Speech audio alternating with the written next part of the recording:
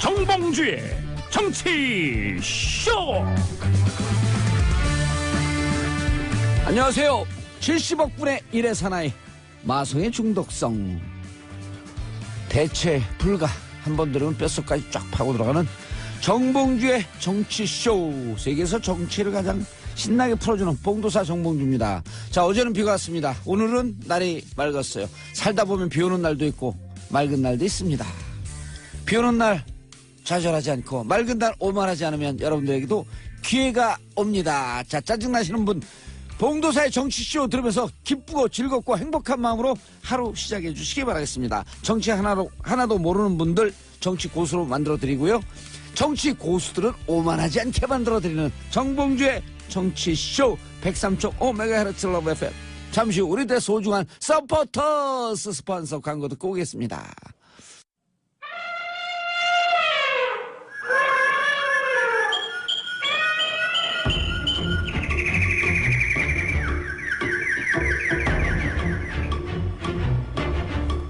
봉도사의 여론조사 동물농장.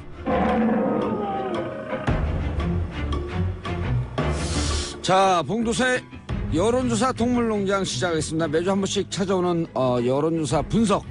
참 이게 진짜 끝내주는 방송이에요. 왜냐하면 여론조사 나오는 순간 다른 방송 같으면 채널 돌리거든. 네. 근데 여기는 여론조사를 들으려고 들어와. 정말요? 예. 아저씨 누구세요? 소개도 하기 전에 끼어들면 바로 까입니다.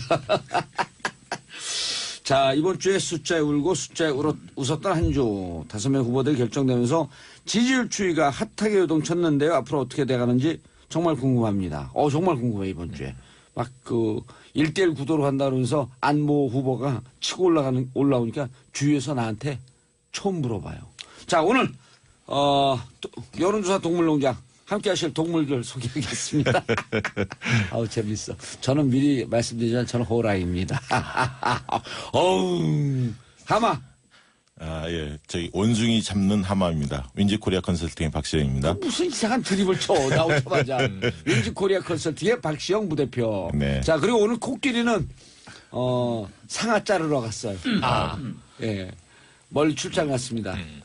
그리고 이름이 누구시죠? 네, 저 시사평론하는 최영일이고요. 시사평론가 저는 뭐 최영일. 동물을 해야 된다고 하니까 힝.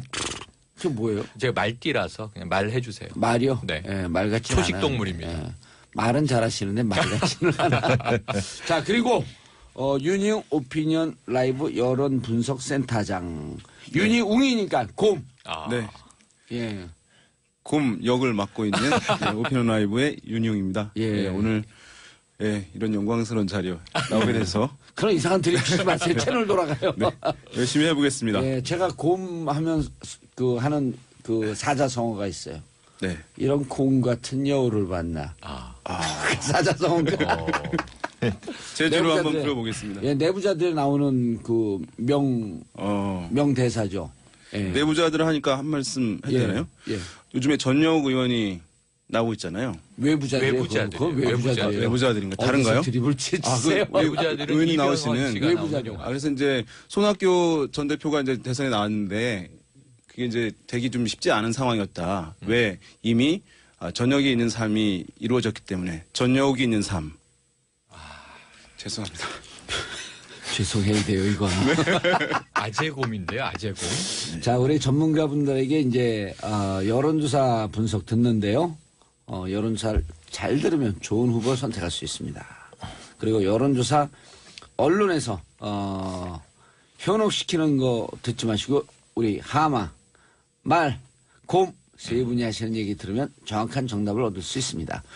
여러분도 함께 참석하시고요. 참여해 주시고요. 단문 50원, 장문 100원, 샵 1035, 샵 1035로 문자 보내주시면 저희가 참여시켜드리겠습니다.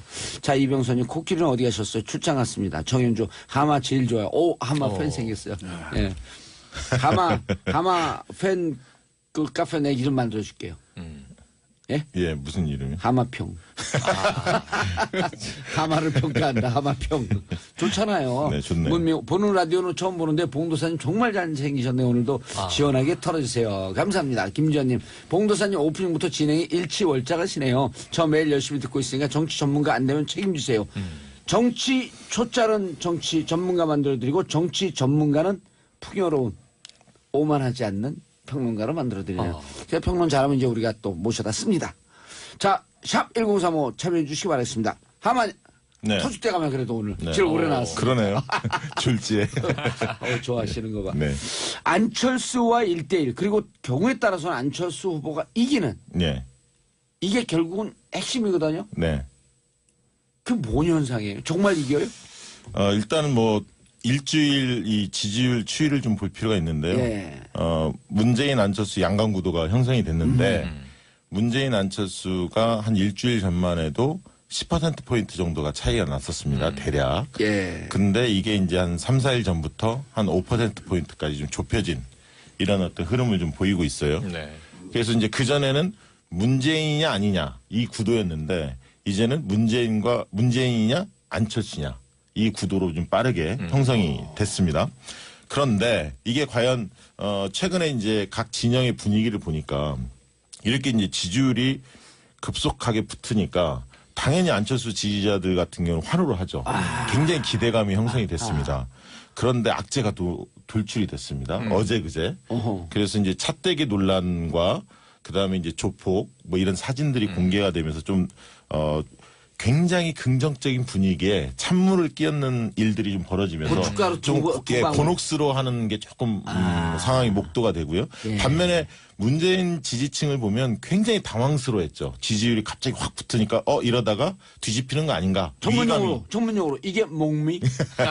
위기감이 굉장히 형성이 됐다가 어제 그제 이제 그 안철수 후보의 이 악재들이 좀 돌출이 되면서 조금은 문재인 지지층이 이제 조금은 안도하는 다시 좀 다시 해보자 이런 분위기로 좀 바뀌는 것 같습니다. 어쨌든 두 후보 간의 각축이 굉장히 재밌는 양상으로 보여집니다. 네. 저는 개인적으로 윤희용 오피니언 라이브 여론 분석 센터장 네. 오늘 처음 뵙죠. 네. 예, 만나고 싶었어요. 왜냐면 여론조사계에서는 그래도 그 한 획을 근 제일 인지도가 높은 그렇죠. 박시영의 뒤를 바짝 쫓고 있거든. 그건 아니고 윤희용 하면은 이름을 많이 알아요 사람들이. 왜냐하면 방송을 많이 하시는데 얼굴이 이 브래드 피트하고 닮았어요. 브래드 곰피트? 네, 그래서 저는 여론조사계의 브래드 피트다. 빵 아저씨라는 별명인데. 근데 우리 저기 누구의 이름이 최영일 네네. 시사평론가는 사람들 별로 감동이 없어도 느낌도 없고 감동도 없는 얘기를 계속 하셔. 맞아요. 네. 아니 굉장히 정확하게 잘 짚으세요. 아니, 그리고 얘기를 재밌게 해요. 그럼요. 근데 재미는 없어. 자, 예. 저는요, 네. 주위에서 제가 사실 그 사람들 가림을 많이 해요. 맞지 않는 얘기를 하면 바로 그 쫑꼬를 줘요. 그렇죠. 이런 훌륭한 사람 만나. 네. 이렇게. 네. 그러니까 내가 훌륭한 사람이라고 하면은 자기 문제가 있는 거야. 야, 너 쓸데없는 소리 하냐? 그럼 제대로 한 거야. 요즘 와갖고 이런 전화를 몇 군데서 받았어요. 네. 투표해야 되겠다. 안 하려고 그랬는데. 그게 왜? 그랬더니, 아니, 문재인, 팬이고 문재인 된다고 생각하고 정권 유치원 문재인이라고 왔는데, 오히려 다 문재인 안 되는 거 아니에요?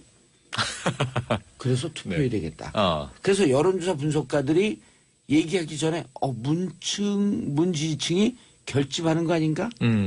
이런 생각이 딱 들더라고요. 네. 저한테 전화할 정도는 무조건 결심을 했고 전화하는 거거든. 실제 그런 흐름이 있는지. 이거 궁금해요. 이것은 일단 뭐 지표상에서 사실 오래전부터 나타났던 현상들인데 그것이 이제 실제로 구현될 가능성이 있는 것이죠. 뭐냐면 과거에 보면 이제 이번 선거에 반드시 투표하겠다. 우리가 얘기하는 이제 적극 투표 의향이라고 얘기하는 잠깐. 것인데 돌출. 네. 돌출 지적질. 다른 데서 얘기하듯이 상투적인 목소리 죽이고 옆집 술자석에서 옆집 아저씨한테 얘기하듯이. 그러니까 이게 선거는 사실은 우리가 여론조사 하는데요. 수치만 많이 얘기하잖아요. 높고 낮은. 사실은 이제 그것만이 전부가 아니거든요. 거기에는 이제 의지, 스트렝스가 사실 매우 중요해요. 특히 이제 행동으로 연결되는 이제 여론일 경우에. 사실은 좀 미국의 뭐 샤이 트럼프라든가. 스트렝스가 뭐예요? 강도. 투표 의지, 네, 행동으로 강도. 옮기는 강도. 수동의 명사형. 그렇죠. 영어 강사 나왔습니다. 그러니까 사실은 이 강도를 함께 고민하지 않으면 살펴보지 않으면 그게 이제 미국의 여론조사 틀린 경우라든가 왜냐하면 자기들의 생존권과 관련된 문제잖아요. 왜냐하면은 이 백인 노동자들이 트럼프가 돼야지 내 일자리 지켜진다. 더 나갈 수밖에 없는 거예요. 그리고 미국의 이제 영국의 브렉시트 이민자들을 막아야지 내 일자리 지켜진다. 그러니까 의지가 강할 수밖에 없는 거예요. 그러니까 실제 여론은 아마도 힐러리가 더 높을 수도 있고 아니면 또 브렉시트에 반대하는 게 더 높았을 수도 있는데 의지를 가진 사람이 더 많은 거죠. 투표를 꼭 해야 되겠다라고 하는 강력한 의지를 갖는 사람이 어느 층이 더 높냐. 네. 그래서 이제 2002년 대선에서도 사실 이제 그런 것들이 나타났던 것인 거예요. 그래서 이제 선거에서 이 의지를 찾아내는 거 매우 중요한 부분인데 사실 이게 쉽지는 않은 문제예요. 왜냐하면 이번 대선에 참여 투표하시겠습니까? 또 우리는 학습이 이제 투표를 안 하면 민주시민이 아닌 거잖아요. 그렇죠. 그러니까 반드시 하겠다라고 이제 사실 거짓말하거나 뭐 이렇게 이제 얘기하는 경우들이 많이 있어서 어렵지만 안 나올 수도 있는. 네, 그럼에도 불구하고 실제로 보면 과거에 특히 이 젊은 층의 화법이 안 맞는 거예요. 또 근데 그때 뭐 할 거야? 반드시 투표할 거야? 가봐야 알지. 반드시 할 거지만 젊은 층들 가봐야 알지 이렇게 얘기를 하잖아요. 그런데 이번에 최근에 이제 조사 결과들을 보면 젊은 층에서 오히려 투표 의지가 높아요. 그러니까 고령층보다도. 그것은 실제 의지가 강하게 드러난다는 것이고 또 이제 젊은 층들 20대 같은 경우 우리 집이랑 실제 일하는 곳이랑 학교랑 불일치도가 20대에서 제일 높거든요. 저도 이제 결혼하면서 주소를 지방에 서울로 옮겼어요. 근데 이 사전투표제도 이제 시행되잖아요. 결혼하셨어요? 네. 아니 외모는 미성년자로 보이는데. 정말 영혼 없으세요. 이거 보이는 라디오에 그렇게만 하시면 안 돼요. 이거 왜 거짓말이에요? 내 주간인데. 그래? 오늘 주간에 방송하잖아요. 야간 방송이 아니에요. 그래서 이제 이 의지를 실제 구현할 제도 장치가 있는 상황이기 때문에 그런 것을 봤을 때 실제로 최근에 어쨌든 이 위기감들을 느끼면서 정의당의 후보가 사실 늘어나야 되거든요. 왜냐하면 문재인 후보라든가 이제 야당의 후보 지지가 안정적 우위에 있을 때 정의당 후보가 늘어나겠어요. 부자 쌀떡에서 인심 나는 거죠. 그런데 지금 이제 심상정 후보의 지지가 그렇게 많이 늘어나고 있지 않은 거예요. 왜냐하면 진보 강성층들이 존재함에도 불구하고 이재명 지지층의 강성층들이 사실은 심상정으로 많이 갔어야 되거든요. 안 가고 있는 것은 이제 어쨌든 그런 위기감에 일정 부분 반영되는 지표 중에 간접적인 지표 중에 하나다. 위기감이 반영되면서 그 표가 문재인에게 머무르는 거죠. 그런 측면이 있다는 점에서 야권층 지금 다 야권이긴 합니다만 그 위기감들이 일정 부분 이제 작동할 가능성이 이제 좀 있는 거죠. 문재인 충성도가 더 높고 문재인 충성도가 높은 사람들이 위기감으로 뭉칠 가능성은 더 높아졌다. 그게 이렇게 보셔야 합니다. 그러니까 정권 교체를 선언하느냐 이렇게 물어보면 60에서 63% 정도가 되게 정권 교체를 열망합니다.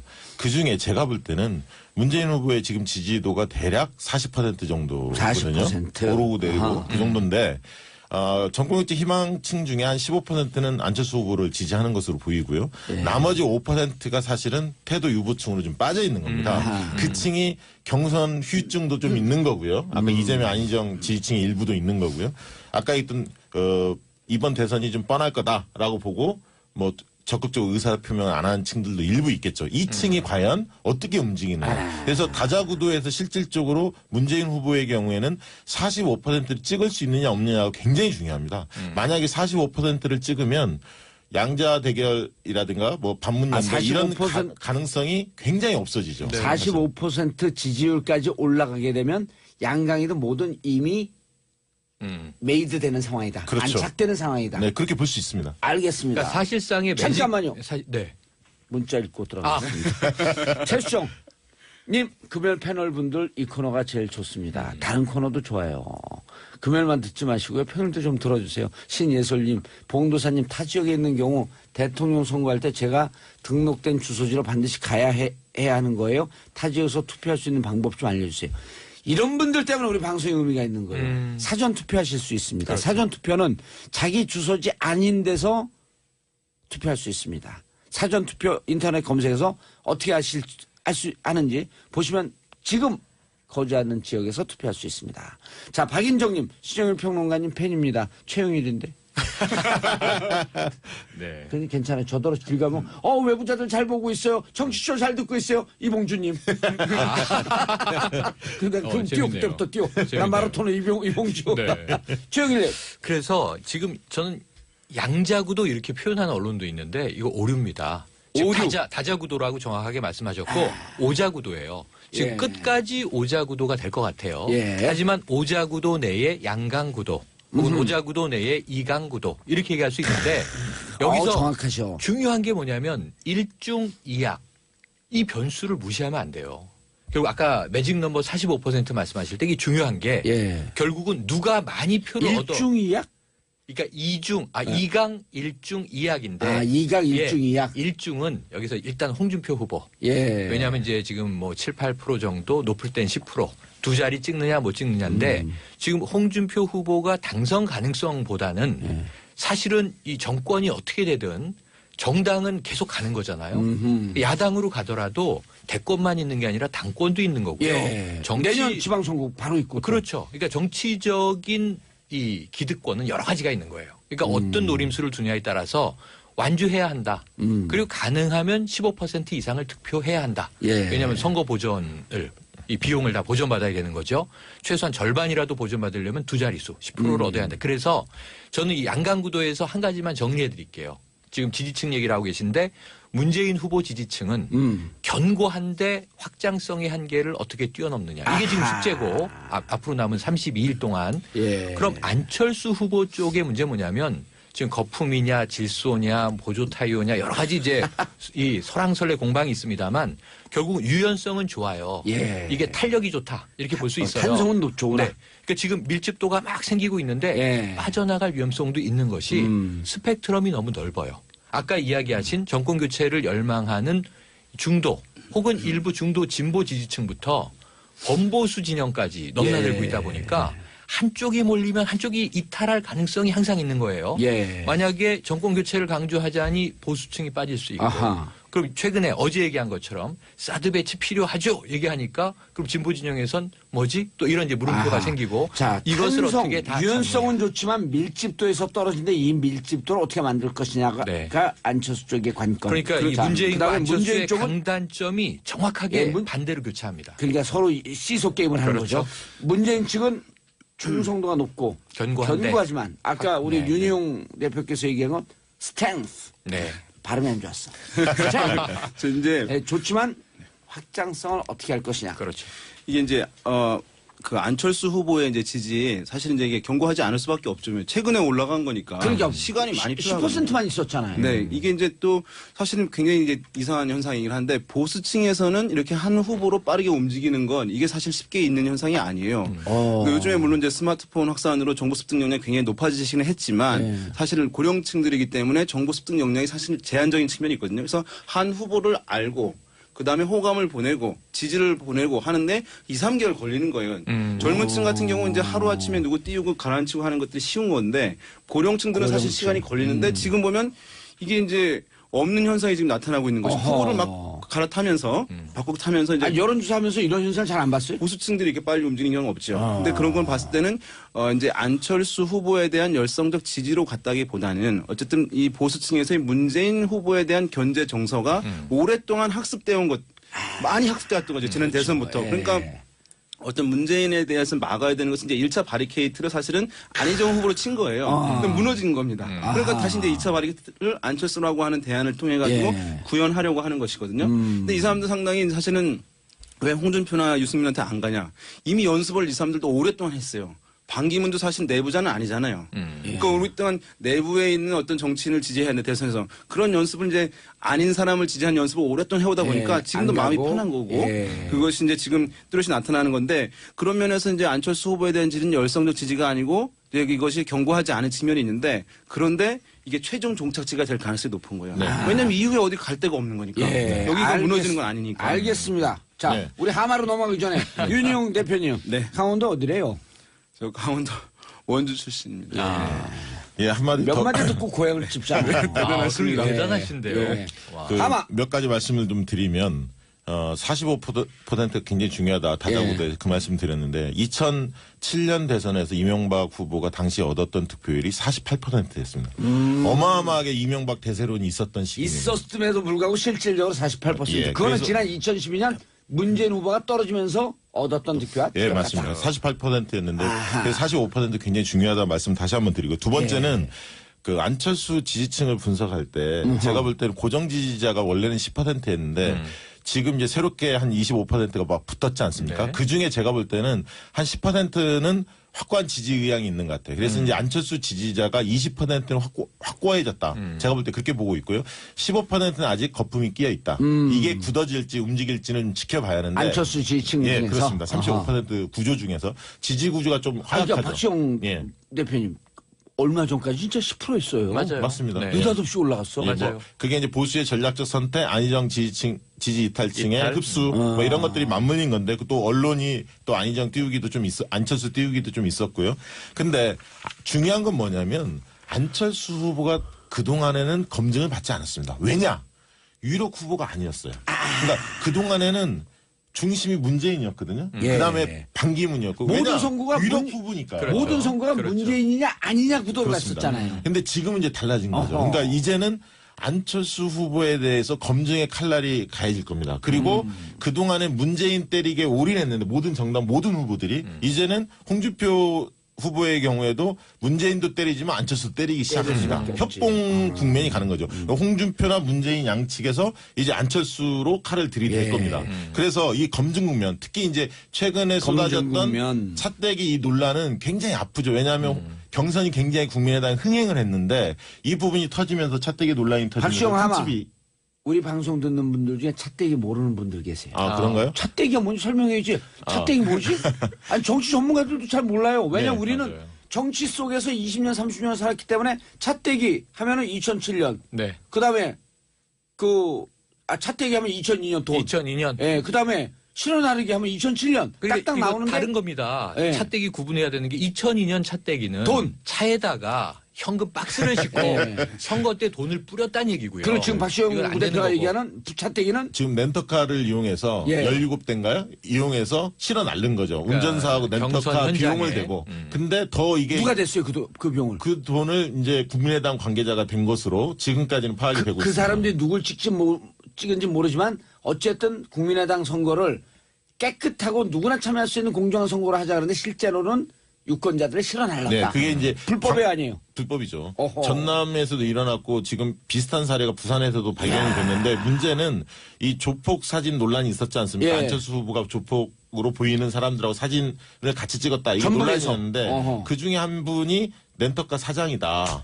그래서 이 부분이 그 조폭과 렌터카 지금 실어 날리는 것과 연관성이 있는 거 아니냐 해서 이 의혹이 일파만파 좀 퍼지는 상황입니다. 그래서 이 부분이 과연 어떻게 입증이 될지 검증이 한 이 부분이 장면이다, 그게. 있고요. 예. 두 번째는 이 홍준표 지사가 10일 이후는 말이 이제 트일 겁니다. 지금까지는 뭐냐면 9일까지는 지금 공무원 신분이에요. 왜냐하면 지사직을 사퇴하지 그렇죠. 않았기 때문에 예.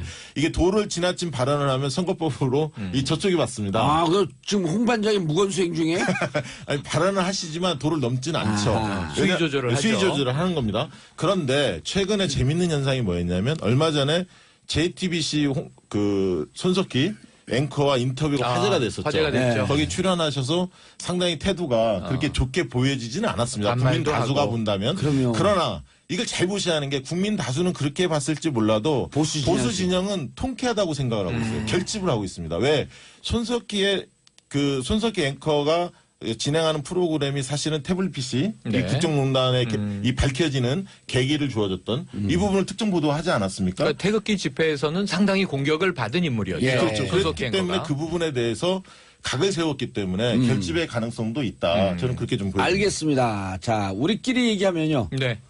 불통의 방송이 됩니다. 그렇죠. 소통하는 방송. 단문 50원, 장문 100원, 샵 1035, 샵 1035로 유료 문자 보내주시기 바라겠습니다. 자, 이정현님 사전투표율은 5월 4일, 5일입니다. 집단지성이 이렇게 놀라운 거예요. 아까 어떤 그러네요. 분이 이 투표 어떻게 해야 됩니까? 네네. 바로 이 답이 와. 사전투표율은 5월 4일, 15일입니다. 어떤 후보라도 제대로 검증해서 나중에 대통령이 검찰에 출두한 일이 다시는 없었으면 좋겠습니다. 이분 그러니까 성함은 대통령 메시지다 이거는. 성함은 정치인이신데요. 예. 네. 아 그러네. 네네. 성함은 한때 이정명. 여당 대표셨던. 예. 네. 이런 분들이 국회의원이고 이런 분들이 대통령이에요. 그래서 대한민국 헌법 1조 2항 모든 권력은 국민으로부터 나온다. 그렇습니다. 자, 모든 방송은 국민으로부터 나오는 청취자로부터 나오는 정봉주의 정치쇼. 성낙준님 후보자 안의 정책으로 평가받아야지 서로 헐뜯고 비방하는 후보는 국민들이 결코 찍지 않을 겁니다. 헐뜯고 비방하는 것도 정치의 일부라고 생각하고 좀 그것도 검증의 한 부분 아니에요? 잘 봐주시기 바라고요. 강매님 요즘 언론에서 특정 후보 띄우기가 있다는데 어떻게들 생각하시는지 이 주제는 우리가 반드시 말씀드리겠습니다. 샵 1035 문자 보내주시기 바라겠습니다.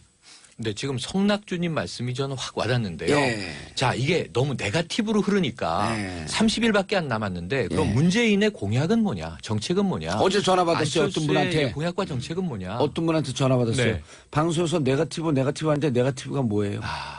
그냥 흑색 선전이라고 하죠. 그렇죠. 예, 우리말로. 그런 얘기 해줘야 네네. 돼요. 흑색 선전. 예. 네거티브는 이제 부정적이라는 의미고 그 사실은 반대가 근데 흑색 포지티브. 선전하고 약간 다르죠. 흑색 틀리죠. 선전하면 네. 없는 사실을 가지고 하는 것 같고 가짜 네거티브는 뉴스. 진짜 내용이 있음에도 불구하고 그런 것과 가짜도 섞여 있는 거죠. 그렇죠. 네. 예. 흑색은 그걸 극대화하는. 가짜고. 가짜고. 예. 그런데 이게 이번에 30일이 짧잖아요. 지금 32일이 짧다 보니까 네거티브라고 말씀드렸지만 예. 흑색 선전 혹은 이 검증 예. 이게 경계가 동전의 애매하죠. 양면이에요. 애매하죠. 동전의 양면이에요. 예. 그러니까 이게 우리 후보를 공격하는 느낌으로 받아보면 네거티브라고 생각을 하고 상대 후보 쪽에서는 이걸 또 검증이라고 얘기합니다. 그 안에 가짜 뉴스가 확인되지 않고 뒤섞여 있는 상황에서는 이 검증되지 않고 시간 흘러갈 텐데 예. 제가 어제도 그런 생각을 했는데요. 나쁜 소식, 나쁜 뉴스는 100배 이상 빨라요.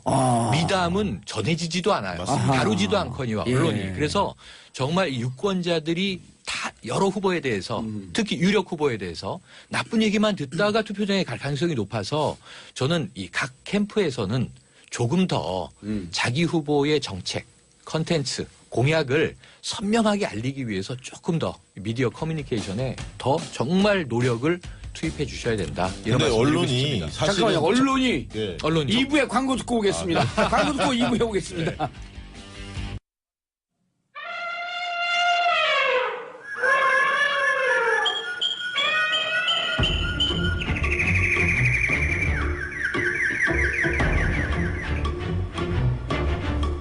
봉도사의 여론조사 동물농장.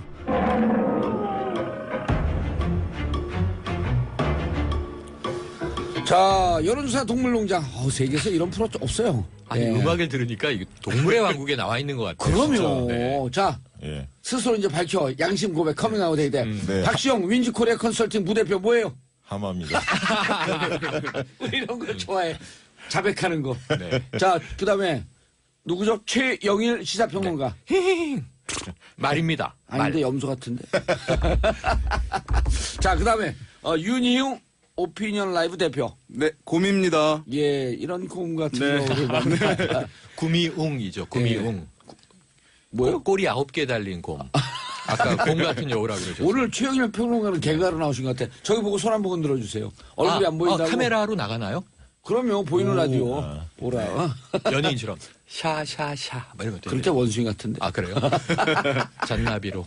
자, 9773님, 박시영 대표님 회사에서 지난번 총선 결과 정확하게 맞추셨는데 요즘 여론조사 안 하나요? 회사 대표가, 실질적 대표가 윈지코리아인데 윈지코리아의 최순실이 저예요. 아 제가 실질적 대표야. 숨어있는 정말요? 비선 실세. 실제로? 제가 하라고 얘기합니다. 허위사실 아니에요? 허위사실이면 허위사실로 감옥 가고 싶어 그러는데 허위사실 아니에요. 그럼 자신이 없는 거야. 아, 지금 굉장히 나쁜 거예요. 왜요? 그러니까 봉도사님이 촉으로 예. 총선이나 대선의 결과를 예언을 하면 박 대표님이 회사에서 통계적으로 데이터를 조작한다는 얘기로 들려서 아니요. 이 데이터를 근거해서. 네. 근거해서 우리가 이 그렇게 데이터를 했죠. 근거로 그럼요. 촉을 저는 찍으신다. 모든 정치적 발언하는 게 윈지코리아 컨설팅 데이터를 근거해서 합니다. 아 그래요? 그럼요. 자, 그리고 유념해 보겠습니다. 그럼 네. 요즘 우리 연구원들도 열심히 하고 있어요. 박성재 언론의 역할이 지금 중요한 시기네요. 화이팅이요. 김경란님 4월 12일에는 재보궐선거도 있답니다. 국회의원은 그렇죠. 성주 네. 이번에 그 사드 배치 때문에 문제가 되고 네, 있는 송도 네. 지역도 국회의원 재보궐 기초단체장도 세 군데 열립니다. 예, 어디에 한번 알려주세요. 하남시. 그다음에 충북 괴산 포천. 충북 괴산 포천. 자, 하남시에 살고 계신 분, 충북 괴산에 살고 괴산군에 살고 계신 분, 포천시인가요? 포천도 시죠. 포천시에 살고 계시는 분들 재보궐 선거 있다라고 하는 거 알고 반드시 투표해 주시기 바라겠습니다. 플라톤이 이런 얘기했죠. 정치에 무관심하면 미천한 사람들의 지배를 받는다. 김지현님, 제 주변에 대선이 황금연휴라고 해외여행 알아보는 분들 많던데 그러지 말고 우리 아이들을 위해서는 꼭 투표합시다. 아니요, 여행 가도 괜찮습니다. 다만 사전 투표하고 가세요. 근데 이게 사전 투표일이 예. 연휴 안에 5월 4일, 5일이어서 어린이날이 끼어 있습니다. 그래서 어린이들한테 자기 자녀들한테 부끄럽지 않도록 사전 투표 하시고 그날 이렇게 연휴를 즐겼으면 좋겠습니다. 자녀들 손잡고 네, 투표하러 가시면 네. 아이들에게 앞으로 20년 동안 민주주의 교육하는 겁니다. 네. 좋은 나라 만드는 지름길. 그러니까 이게 자녀들 손잡고 투표장으로. 가장 불안한 대목인데요. 5월 1일 우리가 노동절이라고 하죠. 이 근로자의 날 휴무부터 직장인만 쉽니다. 예. 이때부터 5월 9일 대선일까지가 무려 9일을 쉴 수 있어요. 아하. 휴가를 한 사흘 내면 예. 2, 3일 이제 휴가를 쓰면 그래서 이때 해외여행 가시면 5월 1일 출국해서 5월 9일 들어오시면 이 투표 불참 때문에 전 걱정인데 예. 이번 투표가 굉장히 치열하거든요. 투표에 빠지시면 원하지 않는 후보가 될 수도 있다. 이런 마음을 좀 가지고 준비하시면 좋겠어요. 아까 말씀하셨던 거. 예, 언론이 사실 후보자들의 정책 그 검증이나 이런 대결을 이렇게 만들어 가야 하는데 네. 실제로 그렇지 않죠. 그렇죠. 대개는 정치 이슈, 그 다음에 이제 네거티브 이슈에 대한 해명, 입장 이것만을 계속 후보들한테 요구를 해요. 그래서 역 네거티브. 예. 예. 그러다 보니까 그런 이슈만 계속 부각이 되는 거죠. 그래서 언론도 후보들이나 캠프도 이 정책을 중심으로 경쟁할 수 있는 구도로 만들 필요도 있지만 예. 언론이 좀 앞장서서 그런 흐름을 좀 만들 필요가 있다고 봅니다. 예, 청취자 질문이나 의견 받습니다. 샵 1035 단문 50원 장문 100원 유료 문자 보내주시기 바라고요. 여론 언론에 대해서 얘기를 했는데요. 윤 대표님. 네. 이런 얘기가 있어요. 저도 기자 출신 아니에요. 네. 개가 사람을 물면 기사가 되지 않는다. 그런- 뻔한 얘기는 기사가 되지 않고 그렇죠. 사람이 개를 물어야 기사가 된다. 그러니까 언론의 특성상 좀 특이한 거. 네. 그러니까 뭐냐면 정책. 아까 얘기했잖아요. 우리 네. 최 평론가님이 얘기했었잖아요. 나쁜 얘기, 선한 얘기는 퍼지지 않지만 나쁜 얘기는 100배 빠르게 퍼진다. 하룻밤 잠자고 눈 뜨면 세상에 제일- 국민이 다 알아요. 사람들이 네. 그러죠. 세상에 제일 재밌는 게 싸우는 것과 불구경이다. 그렇죠. 또 그래도- 불륜 뭐 이런 거 있습니다. 네. 난 눈 내리 깔았어. 네. 자, 윤용 대표님. 네. 지금 정말 양강 구도가 아까 이제 그 2강 1중 2약 구도인데 네. 언론에서 양강 구도라고 하는데 양강 구도가 계속 갈까요? 이건 무슨 질문이냐면 안철수 후보가 문재인 산성을 넘을까? 재인 산성이 워낙 강력했었는데 넘을까? 그러니까 뭐 문재인 후보가 이제 40% 정도 이제 안정적 지지 기반 가지고 있기 때문에 예. 사실 그것을 쉽게 다자구도에서 넘기는 뭐 쉬운 일은 아니라고 예. 보여요. 그렇지만 어쨌든 경쟁 구도로 전개될 가능성은 높다고 보는 게 합리적일 것 같아요. 높지만 결국 지금, 넘기는 예. 좀 쉽지 않다. 넘어갈 수도 있는 것이고, 그건 이제 뭐 캠페인의 역량에 따라서 한 5%포인트 정도는 왔다 갔다 하는 것이기 아하. 때문에, 왜냐면 상대방의 실수도 있을 수 있고, 예. 내가 잘하게 되면. 그런데 지금 이제 이게, 안철수 후보의 지지, 이것은 저는 이제 문재인 대 안철수의 구도로 전환됐다라고도 할 수 있겠지만, 예. 저는 그럼에도 불구하고 여전히 아까 안철수에 대한 열성적 지지로만 설명할 수 없는 부분들이 있는 거잖아요.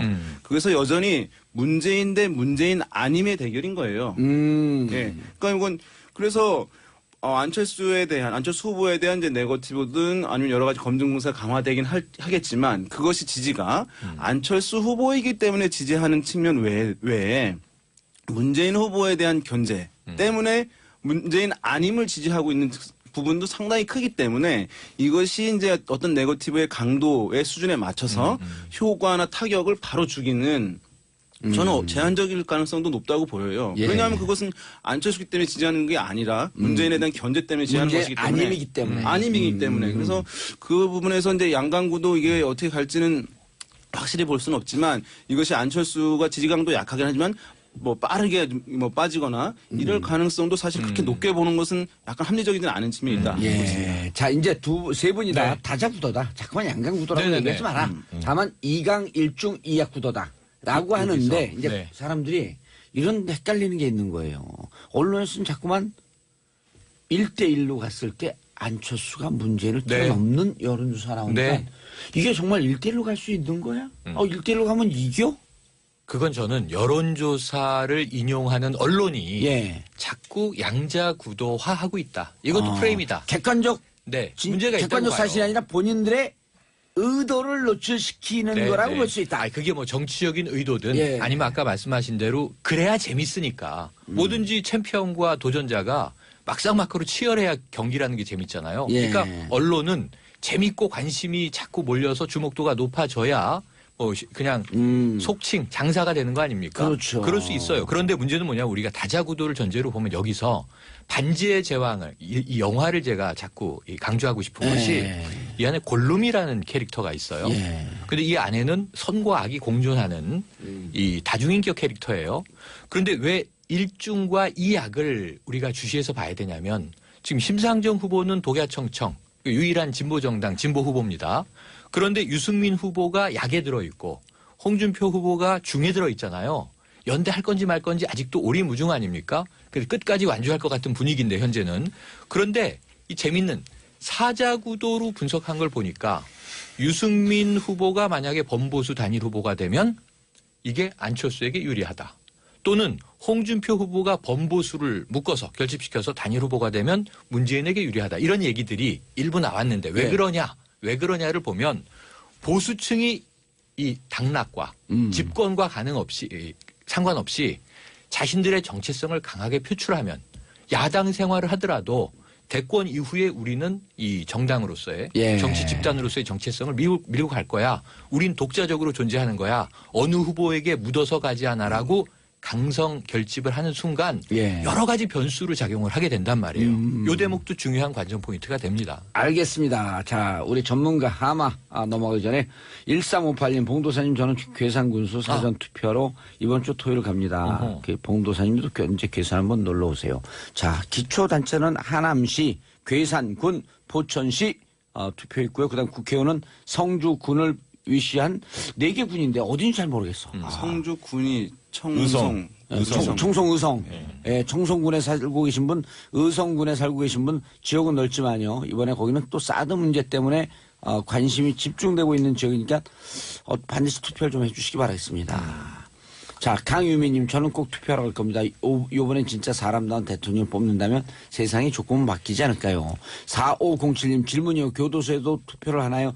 제가 아는 범위 내에서 미결수는 아직 형이 확정되지 않았기 때문에 무죄 추재 원칙에 따라서 투표를 하죠. 합니다. 네. 예, 이것도 역시 사전 투표로 맞습니다. 그 사전 투표로 투표를 합니다. 자, 문자 폭탄 보내주시기 바라겠습니다. 샵 1035 단문 50원, 장문 100원의 유료 문자. 여러분들의 문자는 정치쇼도 춤추게 만든다. 하루라도 문자를 보내지 않으면 손에 가시가 돋는다. 문자 보내주시기 바라겠습니다. 하마님. 예. 양자 대결에 대해서 조금 얘기하고 예. 승부처가 어디서 날 건지를 좀 말씀드리겠습니다. 양자 대결 같은 경우에는 실제로 이루어지지 않을 것을 가상으로 물어보는 건데 허상입니다. 왜냐하면 저는 허상이다. 왜냐하면 안철수 후보가 양자 대결을 원하지도 않고 설사 이게 이루어지면 오히려 역풍이 불기 때문에 저는 오히려 양자 대결을 하면 원래 호남 지지층이나 안철수의 개혁적인 지지층이 대거 빠질 거라고 봅니다. 오히려 문재인 후보가 반기는 이 구도예요. 저는 그렇게 된다면 문재인 후보가 50% 넘어서 손쉽게 이길 수도 있다. 이게 왜냐하면 흔히 얘기하는 상대방과 예를 들면 이질적인 조합과 연대하는 거에 대해서 이 국민들이 흔쾌하게 동의하지 않거든요. 그래서 이게 이루어질 수 없는 걸 가지고 자꾸 만들고 있다. 풍선 효과를 만들고 있다. 언론이 이렇게 보여지고요. 그다음에 이제 이 양자 없는 대결을 거다. 신기루다. 예, 신기루죠. 아하. 그리고 이게 조사를 할 때 문재인과 안철수 양자 대결을 물어보면 충분하게 생각하고 답변하는 게 아니에요. 그리고 자유한국당, 바른정당, 국민의당과 이렇게 단일화가 된다는 걸 전제로 충분하게 전달하지도 않고 그렇게 연대를 했을 때 이질적 조합이 어떻게 국정운영을 꾸려갈 것에 대해 충분한 생각 속에서 답변하는 게 아니라 거의 인물 대결입니다. 문재인이 낫냐, 안철수가 좋냐 이런 것만 가지고 판단하게 돼 있는데 질문 방식도 좀 문제가 있고요, 사실. 그다음에 최근에 양자 대결 물어보면 당 소속을 또 밝히지 않고 이름만 가지고 이렇게 그렇죠. 물어보는 질문 그렇죠. 방식도 있고요.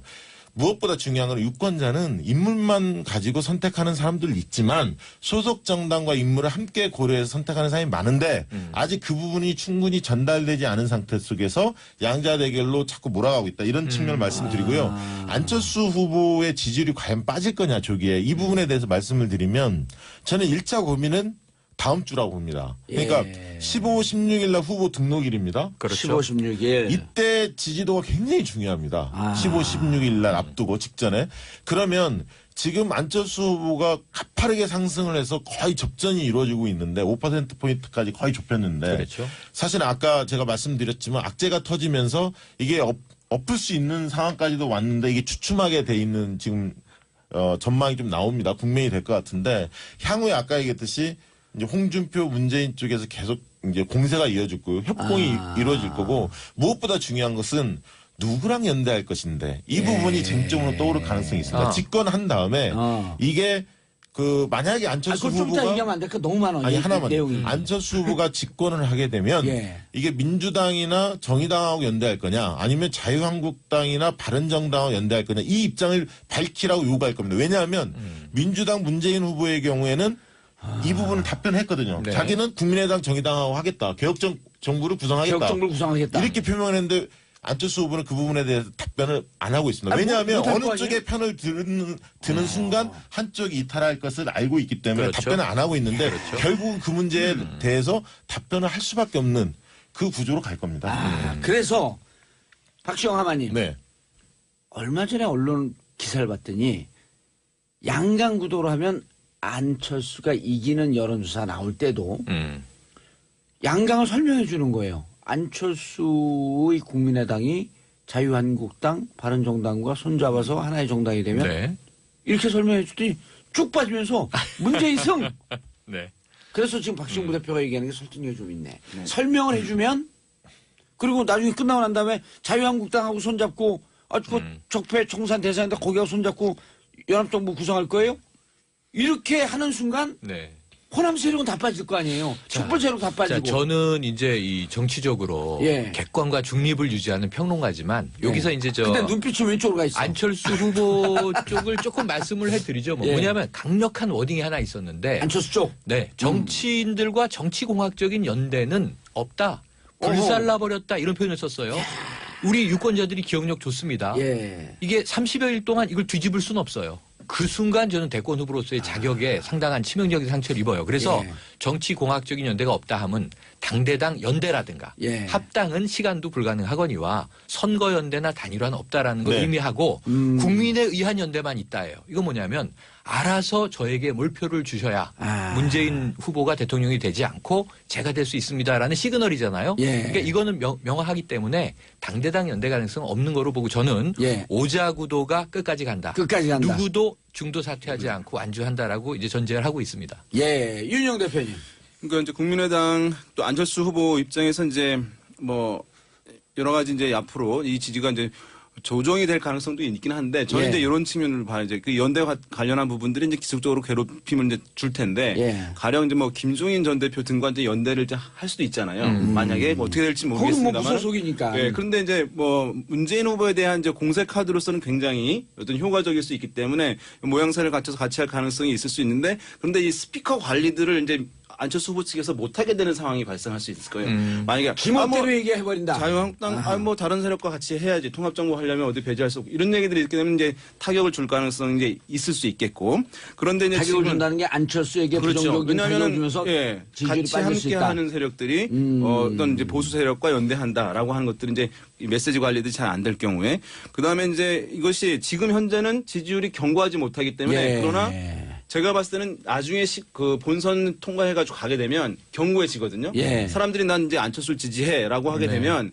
그 다음에는 어떤 약간 좀 불합리하거나 이제 만족스럽지 않은 행보를 하더라도 잘 안 계속 빠지게 됩니다. 지지한다. 그렇기 아하. 때문에 그때 가서 문재인과 메워지지 않는 갭이 있다라고 했을 때는 바른정당 등과의 시도를 할 가능성은 여전히 전 열려 있다고 보여요. 바른정당 근데 지금은 못하는 거죠. 지금은 왜냐하면 지지층이 굳어있지 않기 때문에 예. 한 가지만 더. 그래서 이제 안철수 입장에서는 이 프레임을 벗어나야 되는 거기 때문에 최근에 얘기하고 있는 것이 혁신과 반혁신이다. 난 이제 예. 혁신이다. 예. 다른 사람은 반혁신. 나는 미래다. 다른 사람은 과거다. 나는 새로운 것이다. 다른 사람은 낡은 거다. 이 프레임을 밀고 있는 거예요. 예. 이것이 만약 대중적으로 어필을 하게 되면 어쨌든 약간 벗어나면서 좀 탄력을 더 받을 수 있는 것이고 예. 이것이 이제 호응을 잘 얻지 못하면 계속 그것에 이제 시달릴 가능성이 있는 거죠. 알겠습니다. 자, 박미선님, 응암동에서 753번 버스 탔는데 봉도사님 정치쇼 나오고 있네요. 반가워서 문자하세요. 자, 753번 응암동 버스 타고 있는 분들 하나, 둘, 셋 하면은 와!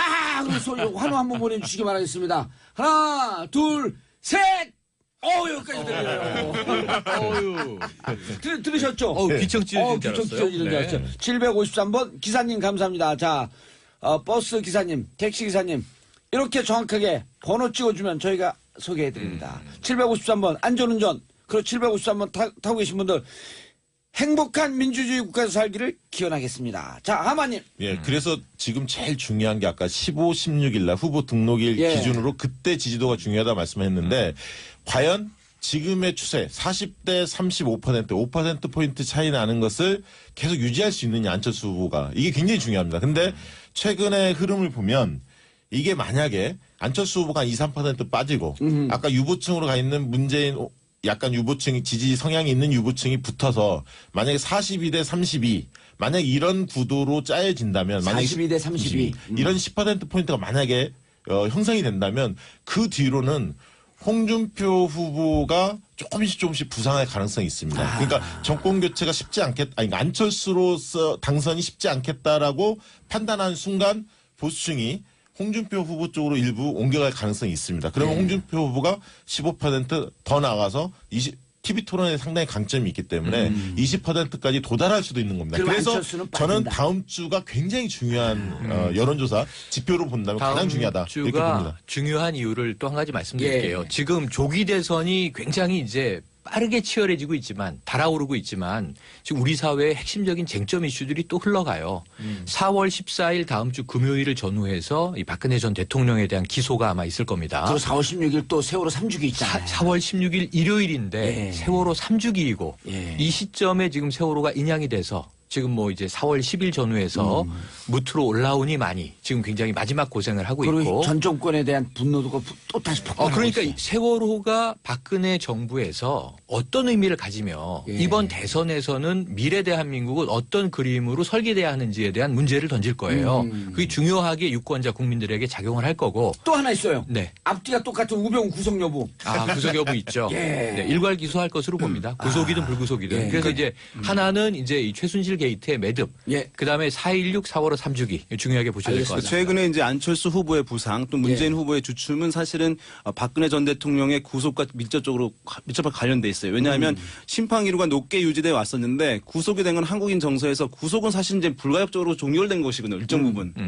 재판이 남아있지만 무죄 추정이 있지만 그런 사이에 심판 심리가 상대화되는 거예요. 예. 사실은 그런 부분이 이제 문재인 후보의 컨벤션 효과를 못 누리게 하고 안철수 후보를 지지한다 하더라도 마음 편하게 한 요인들이 있는데 만약에 이제 아까 말씀하신 대로 뭐 4월 16일 뭐 세월호 다시 심판의 이런 정적이 기류들이 이제 다시 불거질 가능성을 배제할 수 없거든요. 그렇게 예. 되면 또 다시 이제 심판 기류가 주춤했던 상황이 일정 수준 이상으로 이제 고조될 가능성이 있기 때문에 그렇게 되면 또 판세에 영향을 줄 수 문재인 있고 후보가 왜냐하면 다시 심판이 올라온다. 되면은 그것은 이제 제1야당이 프리미엄을 얻고 박근혜 후보와 경쟁을 했던 이미지를 갖고 있는 문재인 후보가 프리미엄을 또 얻는 것이거든요. 알겠습니다. 이번 대선이 굉장히 복잡하지만 짧게요. 저는 보수가 미는 안철수, 진보가 미는 문재인. 현실적으로 지금 표심은 그렇게 형성이 돼 있습니다. 결국 말은 그렇게 안 하지만 각 후보 측이 진영 대결, 보수 대 진보, 진보 대 보수 이 구도가 현실적으로 존재한다. 그래서 저는 그렇게 마지막 보고 있습니다. 결정할 때쯤 가면 보수를 택할 거냐 진보를 택할 거냐. 그러니까 중도가 지금 문재인 안철수 팽팽하거든요. 예. 그쪽이 어느 쪽으로 손을 들어줄 거냐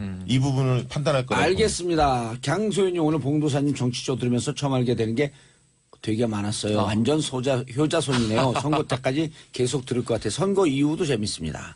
이승님 1시간 짧게 느껴질 만큼 후보들 이야기를 잘 이야기해 주시네요. 신형대님 월요일부터는 90분으로 시간 연장 방송하는 거 맞죠? 10시 30분에 딱 기다리고 있겠습니다. SBS 창사 이후에 한 달 만에 연장 방송되는 건 제 프로가 처음입니다. 자, 간단하게 설명하지 말고 두 가지 질문합니다. 양자 구도로 갈 것이냐. 그리고 문재인 대선은 계속할 것이냐. 최영일. 저는 다자 구도로 갑니다. 다자 구도로 갑니다. 그리고 양자 구도 안 간다. 더 복잡해집니다. 예. 예, 구도 더 복잡해지고요. 문재인 대세론 어제부터 없습니다. 이제는 이건 정말 치열한 예. 누구도 예측할 수 없는 싸움이에요. 예. 여기서는 뭐 대세론이라고 친다면 저는 문재인 대세론도 있지만 안철수 대세론도 이제 물이 올랐다. 아하. 두 개의 양강 구도니까 예. 대세론과 대세론의 충돌인데 하지만 누가 더 유리하다? 다자 구도로 간다. 현재 상황으로 보면 예. 추이로는 안철수가 유리. 하지만 경고성과 예. 앞으로 닥칠 대선에서 아젠다 정책 싸움은 알겠습니다. 문재인이 조금 유리. 자, 다자구도로 양자구도로 간다 안 간다. 양자구도 간단하게. 예, 가지 시간 않죠. 없습니다. 다자구도죠. 다자구도. 네, 자, 그렇습니다. 문재인이 그러니까 대세론 아니어도 결국 요블리. 문재인이 유리하다 안 하다. 문재인이 60% 정도로 유리하다고 보고요. 예. 안철수의 가능성 한 40%, 문재인의 승리 가능성 60% 이렇게 보고 있습니다. 아, 알겠습니다. 우리 퍼센테이지 좋아요.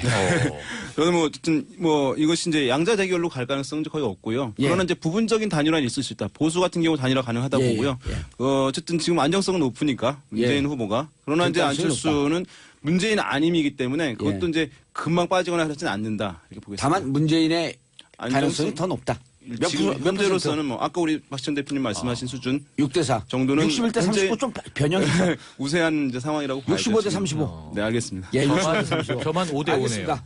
자, 안하영 영양사 대우해주는 대통령 뽑으려 저희 직장 다 계약직입니다. 4.14님 시간 짧다고 생각했는데 월요일부터 10시 30분 기대하겠습니다. 자, 오늘 함께 하신 여론조사 동물농장 이분들 이름이 어디 갔어? 박시영 민지코리아 부대표 하마 윤희영 오피니언 라이브 여론분석센터장 뭐였었죠? 곰. 자, 최영일 시사평론가 말. 네. 그리고 저는 여론조사 동물농장의 호랑이였습니다. 자, 저는 내일 11시에 다시 뵙겠습니다. 정봉주의 정치쇼 마치겠습니다. 네. See you later. 감사합니다. 와.